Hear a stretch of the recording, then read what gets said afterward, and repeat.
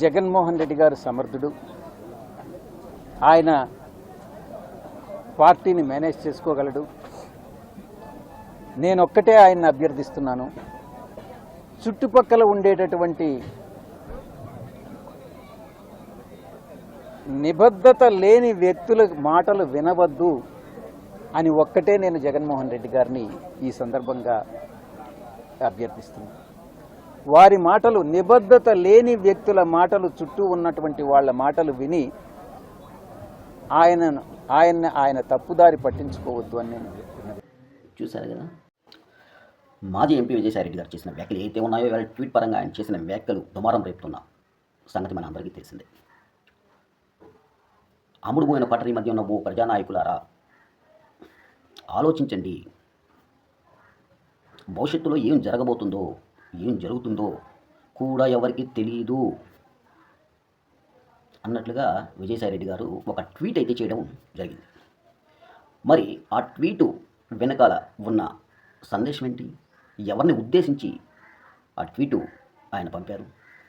జగన్మోహన్ రెడ్డి గారిని ఉద్దేశించి పంపారా, లేదా కూటమి ప్రభుత్వానికి సన్నిహితంగా, సానుకూలంగా మెదగటానికి ఈ ట్వీట్లో ఉన్న అర్థం సూచిస్తుంది.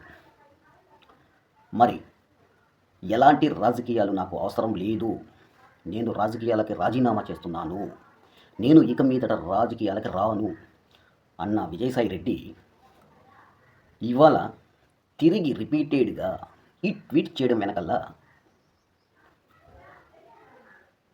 ఏదో దాగి ఉన్నది అన్న విషయాలు మనకి చెప్పగానే చెబుతున్నాయి. మరి ఆయన సడన్గా ఈ ట్వీటు ఎందుకు ఆయన బయట పెట్టాల్సి వచ్చింది, ఎందుకు చెప్పాల్సి వచ్చింది, ఎవరికి అర్థం కాని పరిస్థితి. వెనుజులాలో జరిగిన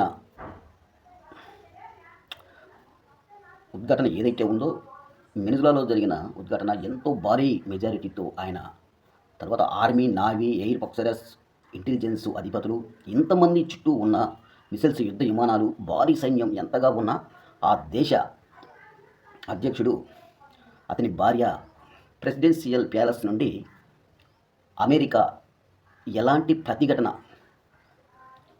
లేకుండా ఎత్తుకపోయింది అంటే వాళ్ళంతా అమ్ముడుపోయారు కాబట్టే ఇక్కడ అమెరికా ఆ పని చెయ్యగలిగింది.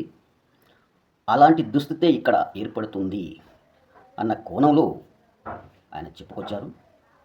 చూద్దాం మునుముందు ఏం జరగబోతుందో. ఇది వాస్తవమా కాదా అన్నది మీరు కామెంట్ రూపంలో తెలియజేయండి. మళ్ళీ కొత్త వీడియో